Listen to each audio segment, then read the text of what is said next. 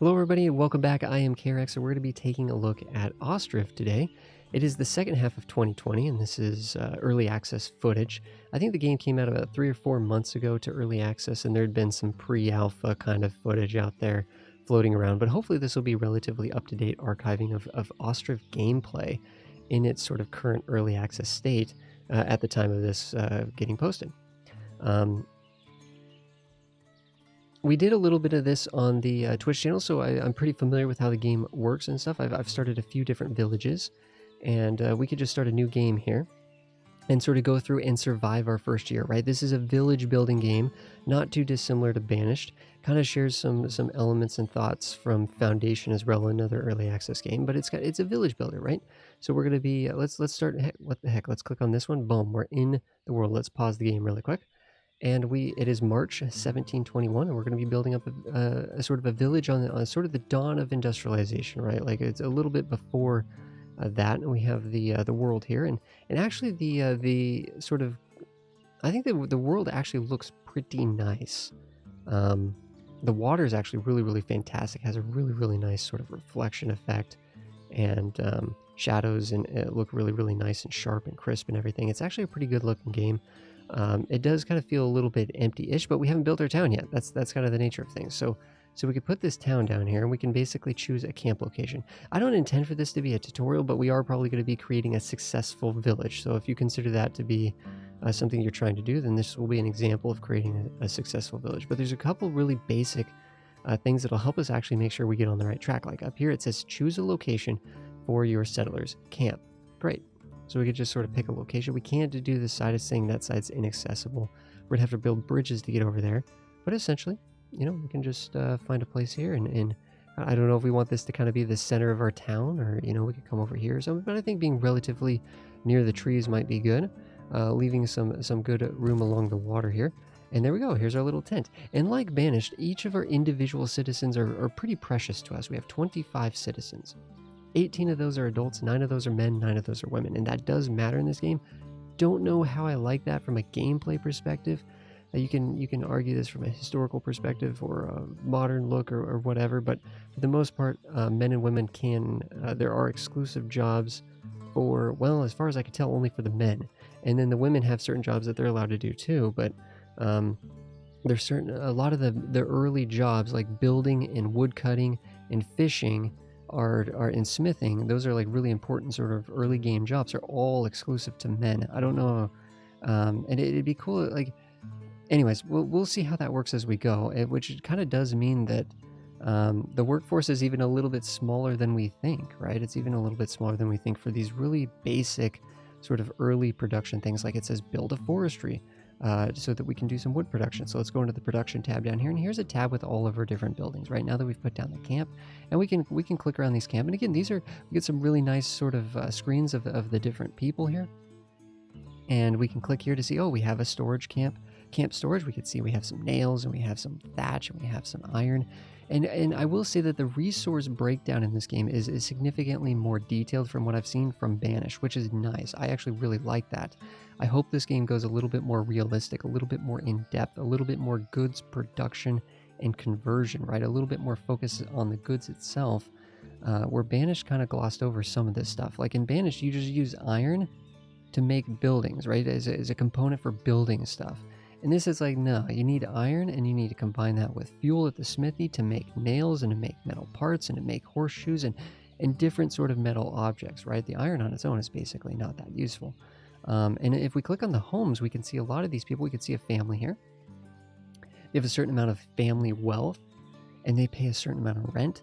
And they also have to go to the communal market and buy the food. So the amount of wealth that each individual family has is important for its ability to get food and to pay for its rent and stuff. Otherwise, if it runs out of money and it doesn't have financial help or some sort of financial security, then they'll be forced to move out of the town. Which, of course, just like in Banished and other village builders, individual people are incredibly important so that you can maintain that rolling economy. You're never going to have enough workers. You're always going to have more buildings down. You're going to want to have more workers working those buildings for higher levels of production and stuff. It just seems like you can never have enough workers in these games. and that's kind of thing. So we do want to make sure that these people are making a living wage and paying a reasonable rent so that their wealth is able to accumulate or maybe stay the same. I don't know. In the game as it is, I don't think there's much incentive to actually increase the family wealth. I hope this is something that they focus on in the future, because I like this idea of like looking at the individual family wealth. But what I've seen is that some families will accumulate tons of wealth because maybe they only have one kid to feed. Some families will have a hard time because maybe they have 3 kids to feed. You know what I mean? So it kind of can be a different dynamic with different families. In fact, right now it looks like some of these families have kids, some of these families don't have kids, but eventually they can have Here's one family with 2 kids. This family will probably actually have a harder time than this family with no kids until this family ultimately has some kids. And they'll go through their resources a little bit faster, but it actually looks like they actually have a larger sort of initial stockpile of food. Ooh, that's interesting. That's actually really smart that the developer sort of gave them a little bit more food to sort of kick off the game with, because they have a larger family. That's actually kind of smart to balance that out in the initial bits at least. So we need to go to the production, right? And we can see a bunch of different production buildings here. And we are going to build the forestry. And we just want to have this built by the forest, right? Because this is where the people are going to go out and get the woods and get the logs and stuff. But again, it's a little bit more detailed than what we see with other games. You need to not only do you chop the individual trees for individual logs, but then those logs need to be processed further into usable wood, like planks and usable firewood, so that we can heat our homes and our tents and stuff like that. So if we click on this building here, we can see that there's builders that are queued up. In fact, I'm just going to go all the way.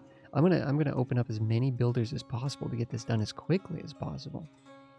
So we have 7 builders that we can have employed in our town total, and that shows here at the camp center, right? We have a mayor here, and we have 7 builders that are now sort of hired up. So as we unpause, there we go. Whoop! All these men that are looking for a job have now sort of started working on this, and we have a queue up here in the top right saying that we are working on the forestry. But one thing I'm not a huge fan of that I've noticed is you can only build one building at a time. So let's say one other building that we're really going to want, and this will be a job actually that the women looking for work will be able to do in the game, is thatchery. They'll be able to go in and collect reeds down by the river. So we could build the thatchery down here. And it doesn't seem to matter where this is actually built. I mean, they might literally collect it from here, but I mean, just anywhere along the river seems to have, I don't know, maybe not. Maybe these are the physical reeds. I'm not sure, or if it's just decoration or not. But here's the thing. This will not get worked on. It's just in the queue. Resources will not get delivered here by laborers. It will not, no one will be sort of laying the foundation or the groundwork or anything until this building has to be built entirely before this will start getting worked on, which I think is kind of a bummer, because ultimately it's like, okay, women can be laborers. Why don't they move the resources out to the construction site? Because you can see now we have all these builders out here, but fundamentally we're still just trying to move the resources out here, which is actually, you'll notice something in a lot of detail here. This big pile of usable wood here, just sort of resource stack, which we're not going to see any of these once we use the initial resource stacks. In the future, we'll have to get like warehouses and stuff if we want to store it in this way. But a lot of the wood's actually just going to be stored at the forestry. We'll see how that works as we go. But we actually use these carts. These carts are stored in a camp cart parking, and these carts actually get worn out, and you need a carpenter in order to repair these and keep these in working order, and build new carts for new locations. So our ability to move wood is actually dependent on our number of carts and people operating the carts, which is kind of interesting, but that does create a little bit of a bottleneck. Once the wood gets delivered, now we have builders that are sort of moving it to the different locations. I'll go to speed 2 here, and it's really cool individually, like the building is built piece by piece. Of course, they're kind of pulling from this sort of, abstract pile of wood here, but once they grab the piece, it is physically a piece that's going into the building. It's pretty neat. If you watch here, you can see that they're adding in nails and wood at certain components, and then they're adding in a little bit of just work, just sort of putting up the panels there. And then they go back into adding more wood and nails. And then if the building needed thatch, they would need to sort of put the thatch roof on at the very, very end. It's really neat. So then we'll start working on the thatchery. Once we get this building, however, we are going to then want to make sure that there's people working it. Oh no, we're actually just barely shy of getting this thing done. We need to put a little bit more effort into it. We have the nails and the wood to do this, but see, it's one of those funny things where we have so many builders, there's only really work for like a couple of them right now, but they won't shift over and start working on this. Kind of a bummer, that's how it goes. After we build this forester, it'll actually sort of give us a new little quest, and it makes sense, right? If you've played Banished, how to survive our first winter, right? We need homes. We need homes. These flimsy tents are not going to be good. Let's pause the game for a second here. And now we can see we can hire workers to work in the forestry. Now we know we have nine total men. One of them is the mayor. That's probably a cushy job right there. So we're going to have one, and then we're going to need 3. This will make 3, so we'll have 2 people working out here, because you need 2 people working in the forestry in order to chop a tree, because it takes 2 people to actually haul the wood. Once you've chopped a tree, it takes 2 people to haul it back to the forestry area for processing. So it will actually complain at you if you only have 1 person working in the forestry, but 2, I guarantee that we could hire up to 5, but I promise that 2 people is going to be a lot of wood. We're going to be swimming in wood. And we still have a little bit of wood here that is going to get sort of moved over to thatchery in the meantime here. So we'll be able to work on that while we start to collect wood and start to accumulate it at the forestry area. Anyways, one of the stories we have total of no men are looking for work. We have no open vacancies for men. That's because we have 6 here working as builders, 2 here, and then the mayor makes 9. So that's 9 adult men. We have 5 women that are looking for work though. And some of them are, I believe, shuffling resources over, right? They can work as laborers and they can sort of shuffle the resources over. Now that number's going back up as the labor jobs as they moved into the work phase on construction. Once this is done, we'll be able to accumulate thatch. Thatch is going to be one of the resources that we need for building a house. So you can see building a house requires clay, wood, nails, and thatch. So it's a little bit more than just using, wood and stone, raw stone, right? Like in Banished. So there's a little bit more detail to it. There's more detail to the animations. There's more detail to how the resources move between points. There's more detail to the actual building of the buildings, and there's more detail to the resources that are used to build buildings. And we can kind of put this wherever we want. One thing I really like about these, I kind of like putting them on the water because I just think that seems really, really nice. So I don't know, maybe we try to put some on the water. You can kind of do it however you want. But one thing we can do is we can kind of scrunch these. It's kind of cool because there's kind of this snapping thing. So you can kind of actually sort of wiggle these around in some interesting ways. And they have these little lawns. They're actually really, really beautiful little houses. And if you want to get rid of the snapping, you just hold Alt and that's fine. You just get rid of it. But I like actually snapping these things together. And actually what I'm going to do is I'm going to delete this one. Put this one so we can scrunch it.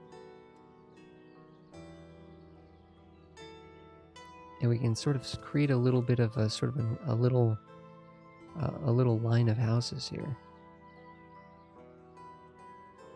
Kind of trying to turn the corner there. I'm just kind of goofing off, right? But this game is really like trying to build a village that you're proud of, right?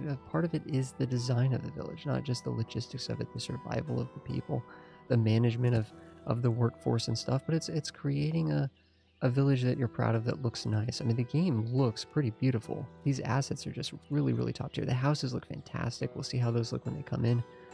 Everything looks really, really nice. And the villages look very sort of just picturesque and believable once you've done that. Now, it does say that we need a clay pit. Now, the cool thing about the clay pit is luckily we will not have to construct this. It'll just instantly be built. The bad thing about the clay pit is we can't delete it once we've made it, so it is a permanent eyesore. It is a permanent eyesore. And it is also going to be it needs to be somewhat central because it's kind of a location where people are going to be gathering clay for the entire game. So people are going to have to go and specifically get clay here with the wagons. They're going to have to go here and get clay. But the clay pit is built. You just put it down and it's built. And speaking of which, I think actually I'd also like to get a charcoal pile, because this is something that's actually going to be pretty important for when we get the smithy up. And again, this is another one like the clay pit where you don't really do anything. You just kind of build it and it's done. Also, what we can do, the other ones like that, so that we can start accumulating charcoal and having that on hand to use at the smithy once that's built. These are things that laborers do. Basically, laborers operate things like the The charcoal pile, they just use firewood and they just dump it in there and they make a bunch of charcoal. We're going to be swimming in firewood now that we're working the forestry area. It's not going to be a problem at all. Oh, we just had someone complain about water. We do have a well in town, but we are going to potentially need to get some more places for water. And wells are how you get drinking water, and platforms are how you get water that can be used for livestock and for production. Certain production buildings need water, and you can get that from the platforms. I think they also look kind of nice too, to be honest. So I wouldn't mind building one of these just for the fun, just for funsies. But there you go. The other thing we can do is these hay dryers, though. And again, these don't really cost us anything to build, and they take up a lot of space. But they... saying we have to get rid of trees if we want to do that. I'm gonna just sort of pepper a few of these down. They take up a huge amount of space. It's kind of annoying. But the hay is going to be important when we use livestock. So what we can do is we can preemptively accumulate some of this hay in sort of what is ultimately kind of becoming our industrial sector of town a little bit. I'm just going to get some of those down. It'll be something for laborers to kind of do when they're feeling lazy. They can go and just mow some grass and get scythe some grass and make some hay, basically. So it's really easy to just throw those down, and we'll need that stuff eventually. Not a big deal, though. That'll be far into the future. But we can look and see that there's, we can build the houses, and hopefully eventually there'll be different kinds of houses, and they'll be upgrading houses, and maybe they'll be tied to family wealth and stuff, and that would be really, really cool. So there's houses that we'll start building, and we need 9 of them. We need a lot of these to before winter comes. But we're still only in March, so it's only been half a month, right? We're playing at a very slow speed. We'll want to pick up the pace, but we're building 3 of them. We'll probably be able to build all of these by winter, but it'll be tight. It will be tight. One of the things we're going to run out of very soon is nails, but I think it gives us enough nails. Yeah, it gives us plenty of nails to build the 9 homes, and then the next thing we're going to have to build is like the smithy. That's going to be critically important, is building the smithy. I'm going to wait on that though, but you can see here that we have abilities to get wells for more water, more production things that we'll eventually just need as we continue to play the game. We'll realize that we need more of that stuff. Over here we have trade and transport, and a trading post is going to be very good so that we can start to set up a sort of an export economy so that we can start to actually make money, because our town actually has a certain amount of money. Our families have a certain amount of wealth, but our town has a certain amount of money as well. A town hall that we'll try to work up towards, and you can see again now we're getting into the very much this is work in progress, unfinished, right? The town hall, I mean, 1 government building, okay, 1 house, okay. Decorations, these are neat. These are actually neat. People actually do use these benches to rest on and stuff. It's actually kind of cool. And we've built some little parks and stuff when we were playing this on the Twitch, and it was actually kind of neat little stuff that you could make, but it's still like there could be more here, right? Education, work in progress. Health, work in progress. Religion, there's a small chapel and a church. Eventually there's population milestones that you can't overtake. You need to get over 100 population, you need a small chapel. You get over 300 population, you need a church. We ended up building the church with like 80 population. It's not that hard to build this building. You just need to be producing nails and wood and gathering stone. So it is something that like you can build in a reasonable amount of time. Although I actually don't see any stone on the map, so I'm a little bit curious. Is this stone way over here? This is some stone way over here, guys. Holy cow. So that's a ways away, but presumably we can go and collect that stone. There's also some lime over here, it seems. But that is basically, we're building these buildings. I think that actually, now let's speed it up. Let's build a house or 2. Let's build a house or 2. But that's our next objective, right? Is just kind of speed 9, build these houses. Oh, what'd be cool? See, the thing is, a farm is a really, really good place that we can actually have the women working is in the farm, and we're going to need farm to obviously food, right? So food is like something that is really should be on our mind if you've ever played any of these games. Well, the thing is, there's no good easy way to make food in this game. There really just isn't. Farming is sort of a long process. We've already kind of missed the planting season. Building this farm would take a certain amount of time, then we'd have to like work it and so we probably could if we had raced this. If we had raced this, I bet you we could have probably actually done the farm and got a certain amount planted before season ends. But I think for the most part, we'll wait till year 2 on this. Fishing is kind of deceptive because you think, oh great, a fishing dock, this will be perfect. You need boats. So you need to be able to build the boatyard, build the boats, then build the fishing dock, supply the boats, It's a little bit more of a complicated process, which I like that level of detail, but it's a little bit more of a process in order to actually get fishing and start making food. There's no hunting, there's no gathering yet. Hopefully those will be things that will be potentially added to the game. That would be neat to see. It's sort of like a sort of quicker food sources and stuff, because the food, you're really kind of just resting on the fact that people do have a large, this is a large stockpile of food here. This will probably last a couple of years, although it'd be really cool if it told you that. It tells you with the livestock, like, oh, this is about 3 months of food for the pigs. Like, it'd be cool if it told you that for the families too. This is about 3 months of food for these families, except for this looks more like 2 to 3 years. There's the thatch right there, right? And we'll see them as they sort of move up the thatch when they get to that point. Hey, there we go, thatch in the house. That's the house. Beautiful. And we have a family that's moved into this house. Now they're going to be paying a little bit of rent too on that, which is nice. They only have 22 firewood. We might actually want to set up a market stall. I think we'll wait till the next... let's build these houses and then wrap things up on this first episode. But to be honest, really, I mean, it's like this tells us what we need to do. We just need to build a bunch of houses. We have all the materials now that we're making wood, and now that we're making thatch. Oh, we do need to hire people in to make the thatch. And what I could do here is I can go here and say only hire women. Only hire women for this job.